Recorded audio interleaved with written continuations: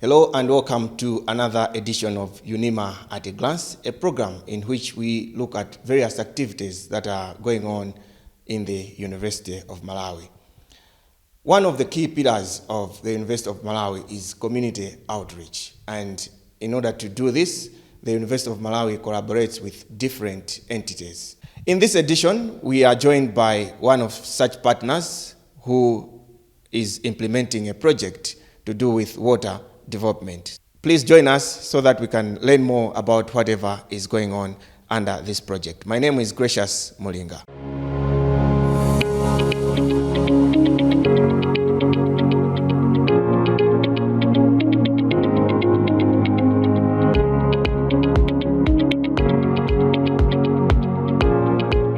Welcome to our program. May you please introduce yourself? Yes, my name is Timothy Larson.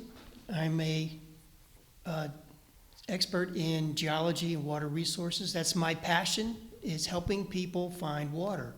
I've done it where I live in USA near Chicago for my whole career. And several years ago, I got together with some professors here at the university who are like-minded. And he said, let's find water here in rural villages in Malawi. And that started our collaboration together. Mm-hmm. So you are coming from an organization called Sustainable Water Resources Group. How did it come? You have started, of course, but how did it come about that you initiate this project called Water for Villages? We started in 2015. At that time, I was working with the University of Illinois. And we did a project there, 2017, 2018. We developed the methods that we are using today at that time. We were successful at that time finding water for villages in 4 different villages in the Zomba area. After I retired from the University of Illinois, we needed to have a new structure. So we recreated that as a NGO. We call it Sustainable Water Resources Group. Our goal is to find funding, provide some expertise, and work in partnership with the university in this very important mission of finding water for rural villages, as well as working through and with the department, with student interns, to learn the techniques so that they can continue to do it in the future. So other than the University of Malawi, are you also working with other universities elsewhere? Pretty much right now, we're focused with this partnership, Water for Villages, with the University of Malawi. We could expand later, but right now, this is our focus, University of Malawi. So far, what have you done? So far, we have done work in 6 different villages. Well, in the Zomba district, between Zomba and Lake Chilwa, very rural areas. We asked them last year, we said to the ADCs, the development committees for the regions, tell us your most water-stressed villages. They gave us a list. We went to visit them and found water in 2 of them last year. And we'll be coming back again in July and doing some more right now. This week, we're here to do some planning for that work later in July. So what basically is involved in the activities when you identify such a village? What do you do after that? The first thing we do is work with the regional authorities, asking them where their priorities are. They tell us their priorities. We go and visit with the villages. We visit with the chiefs, the village development committee. We go tour the villages, ask them do they have any water resources now? Some may have, some may not. They may have a little dug hole in the ground, unprotected water sources. Not acceptable, not acceptable. And we get a feeling for what the village, what's the extent of the village, how big it is, where are the people living, where would they need the water. And then we come back in a day or two with some instrumentation that we have, geophysical instrumentation. We take measurements along the ground, looking for where the water aquifers actually are in the area. Then, once we have found that, we know the region that's acceptable to put a borehole. We can then come back and visit again with the stakeholders and say, okay, this is where it could be. Where then would you like it? Where then in this region is a good spot for the borehole? Should it be, say the region splits a roadway. Should it be on this side of the road or on that side of the road? Which would make better use for you? Often the water resources are down towards the bottom of a hill. Their houses are on the top. We have to negotiate with them that try to come as far up towards the houses, but still knowing where that resource is so that when we put the borehole there, it won't run out of water in September. Yes. And then that's useless. So we have to negotiate with them on how that is going to all come about. We have been very successful with this technique. The water resources that we provide have been very good, almost too good, so that the neighboring boreholes dry up and they come to our boreholes. That causes a problem because it's a mechanical device, and that may cause them to wear out more. But we have found in general that this methodology, which is slower, takes a little bit longer to do, you can't do as many of them, is in the long run successful. Is it because you engage with, you use maybe more advanced equipment to identify the aquifers, or it's just that the other boreholes were not that good? We take two approaches. There's two approaches usually that people use to finding water resources. You might come in and say, I have money to put in a borehole, go to the chief and say, where would you like the borehole? He'll say, well, right here by my hut. And so that's where you put it. Or you might say to Abusa, where would you put it? Right here by the church, or right next to, and you might find some water there, but it may not last very long. Yeah. Or you might come in with an engineering company that says, okay, we're going to put in boreholes, and they might do some tests and put in a borehole. It's a really good borehole, but no one wants to use it because it's too far away or it's in the wrong territory, so they won't use that. So we try to do both things. We try to engage the stakeholders very carefully, make use of their understanding of the region, what the water resources might be. They may have some understanding of that. And then we use the kind of state-of-the-art testing to know where the aquifers are. And those two things together, it takes longer, but it ends up being successful. All right. So how does the University of Malawi come in? This is really important to us because SWRG is really provides funding, and it's a small group. We need local partnerships to make it actually happen. So we were really happy to continue the partnership with the University of Malawi, the expertise that they have in the local geology, the students that they have who have had training in geophysics but have never actually gone out and done it in the field.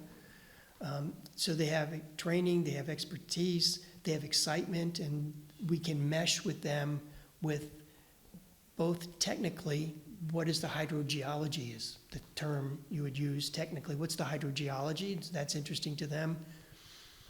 But they also understand, even at the staff and the student level, this mission that the university has of outreach to the community. And they understand, and we all understand this isn't important to them. It's important to me. It's SWRG. That's my passion. And it seems to be a passion to many of them as well. And it's a pillar, as you've said, of the university outreach. And that's how we can accomplish it. Okay. So how do you think it adds to the education that the university imparts to these students, and then you take them out, practically experience all that? How do you think it helps them? Well, last year when I came, I was ready to give lectures in geophysics to the students we were working with. And I asked them, I said, do you know any geophysics? And they said, well, yes, we've all had geophysics. Have you done any of this? No, we've never actually done it. We know the theory, we understand how it's supposed to be. We've never done it. So I said, well, we have boxed up the equipment that was here from 2017, 2018. Let's take it out and learn how to use it. So we took them out to the ball fields out at the, on the lawn out on the campus. Their eyes all lit up. They were so excited to actually, okay, this is the equipment that we've been trained, we've seen in the pictures in the textbooks. This is it. Let's put our hands on it. Let's do it. And they were very excited. We took it out, and then we took it out to the field, had them collect the data, put it down. Okay, this is how you do it. This is how you go pick up the equipment and run it, collect the data. We took it back to the office, and I downloaded the interpretation software onto their computers. I said, okay, you guys, I'll show you how to run it, and then you guys go off for a day or two and you do some analysis with it. They were so happy to have actual data they had collected that had real meaning. It's just not just some field lesson from class. This is really it's going to make a difference to people's lives, how they analyze this data. So this hands-on experience, I think, was eye-opening. It was kind of life-changing, kind of a feeling for them, way beyond just the classroom. It makes it come alive.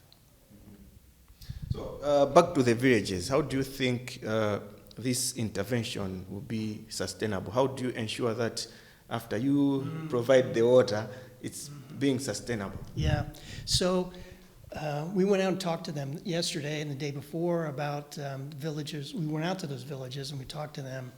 The boreholes we put in back in September, October are still running fine, which it should be. Those pumps are rated to last for about 4 or 5 years.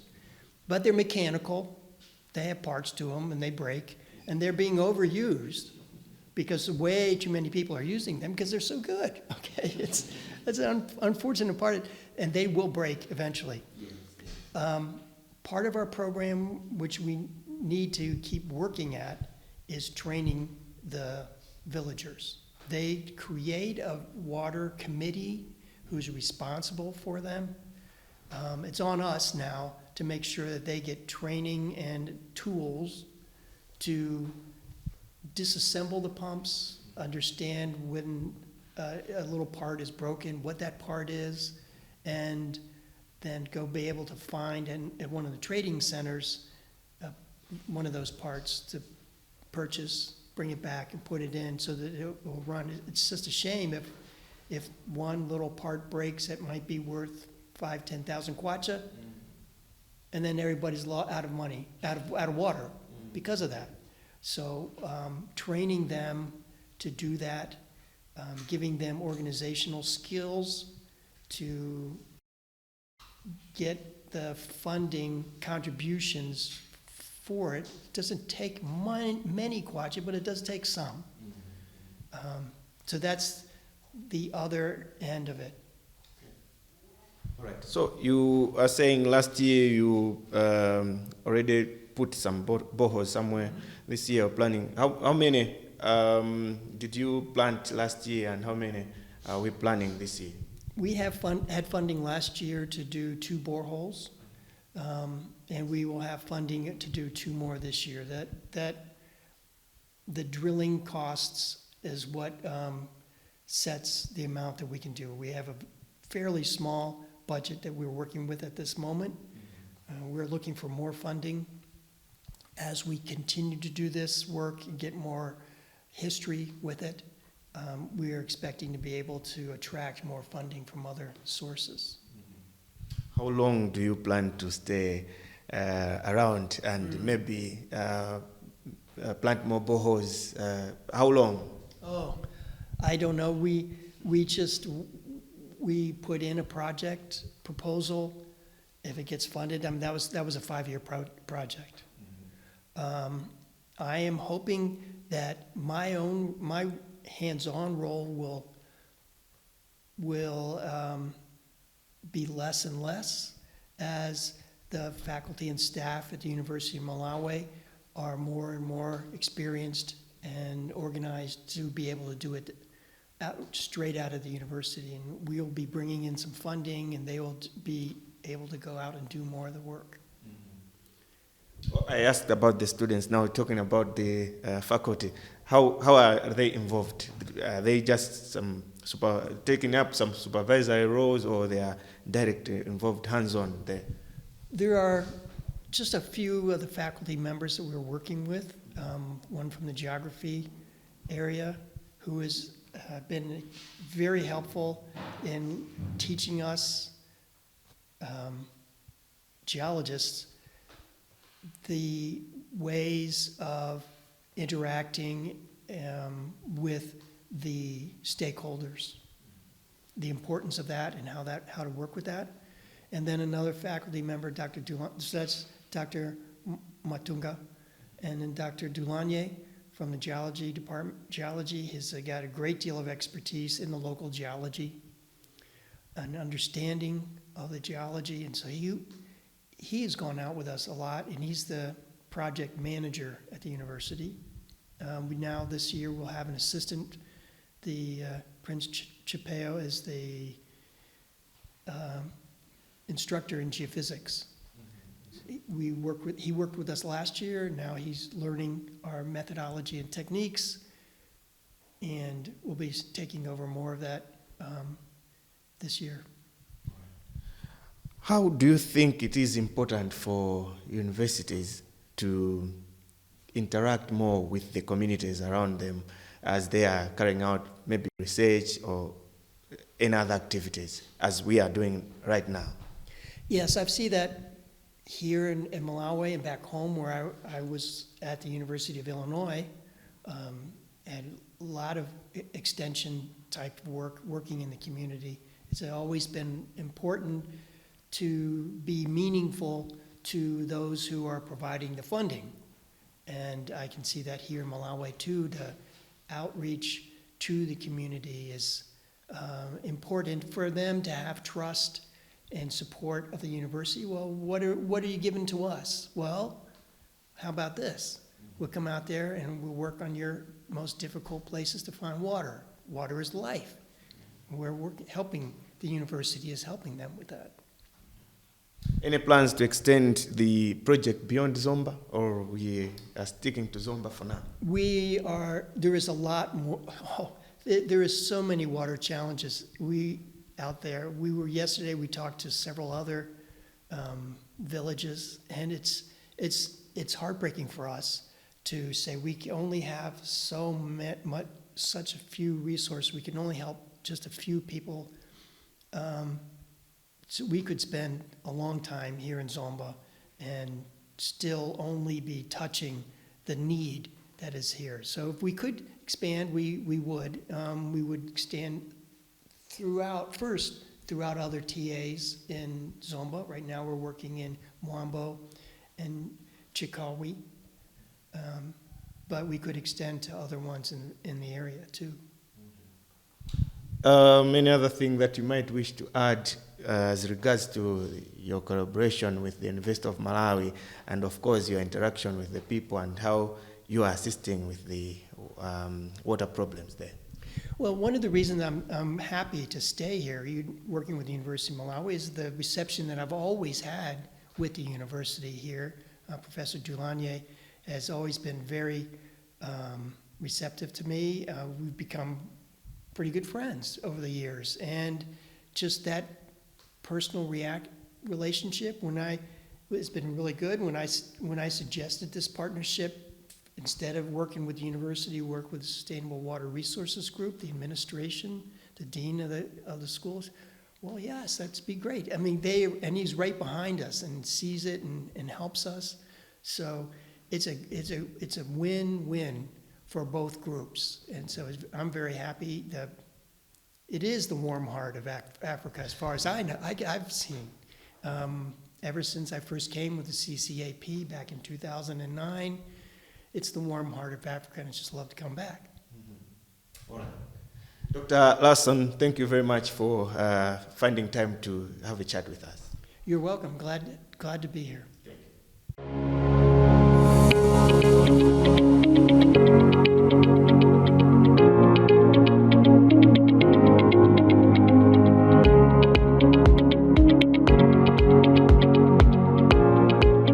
That was Dr. Timothy Larson, the president for the Sustainable Water Resources Group, who are collaborating with the University of Malawi in the implementation of the Water for Villages project, a project in which they are providing water through boreholes to various villages in Zomba. So as we have heard here, collaborations like these assist the communities around. They also assist the students and also increase the capacity of the members of staff, which is what the University of Malawi champions. You've been with me, Gracious Mulinga, in this edition of UNIMA at a Glance. Until next time, I urge you to keep watching Chanko TV. Thank you.